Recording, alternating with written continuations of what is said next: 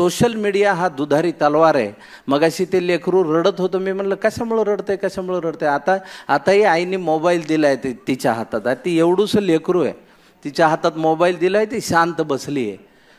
हे दुधारी शस्त्र आहे. या सोशल मीडियामुळे आपले सगळ्यांचे कान हलके झालेले आहेत. म्हणजे आपण कुणाविषयी एखादी गोष्ट वाईट ऐकली की आपण त्याच्यावर पटकन विश्वास ठेवतो. आता आपल्या डोळ्यांचं कामच राहिलेलं नाही, नुसतं बघायचं त्याच्यावर.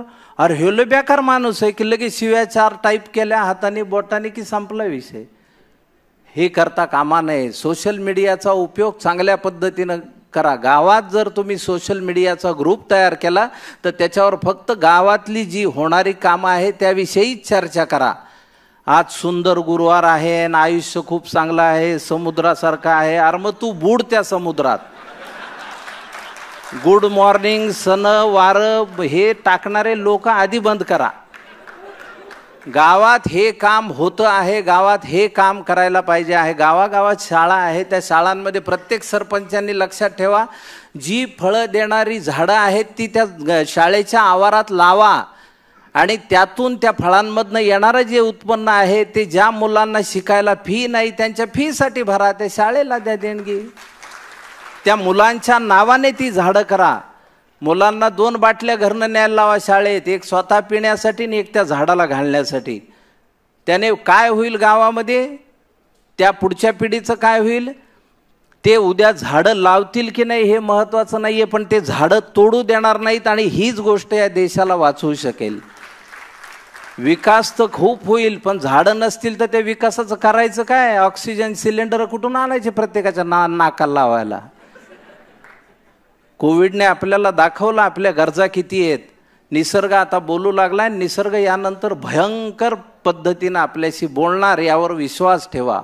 येत्या 20-25 वर्षात तुम्ही कधीही पाहिलं नाही असं दृश्य निसर्ग तुम्हाला दाखवेल आणि त्यानंतर तुम्हाला आपल्या सगळ्यांनाच आपली लायकी कळेल की आपण किती गरीब आहोत आणि आपण किती छोटे आहोत.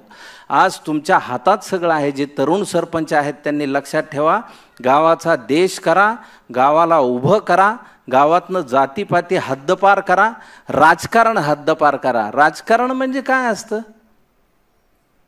राजकारण हे चांगलं आहे का वाईट आहे असा आज प्रश्न विचारला तर काय उत्तर येईल हो त्याचं. मग ते चांगलं का असू नये, चांगलं राजकारण हा विषय आहे का नाहीये. तर राजकारण चांगलं सुद्धा असू शकेल. तुम्ही प्रेमाने सगळ्या विरोधकांशी वागा. सरपंचांनी लक्षात ठेवा, तुम्ही आज निवडून आलात ठीक आहे, जे तुमचे विरोधक आहेत त्यांना जवळ घ्या, त्यांना पुढं त्यांना म्हणावं तुम्ही पुढे या आणि तुम्ही हे कामं करा आणि गावाची समृद्धी सगळे मिळून वाढवा.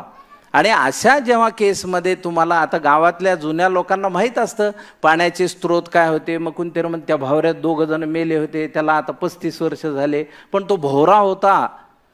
निसर्गाने तयार केलेलं एक स्वतःची सिस्टीम होती, ती आपण बुजवत आणि अशा पद्धतीने गेलो तर पाण्याचे साठे राहणार कुठून आहेत. आणि किती पाऊस पडला आणि कसाही पडला. आता पावसाचं बघा तुम्ही, एका दिवसात सगळ्या वर्षाचा पाऊस पडतो एखाद्या ठिकाणी. आणि हे का झालं ह्याच्यावर कोणी विचार करताना दिसत नाही.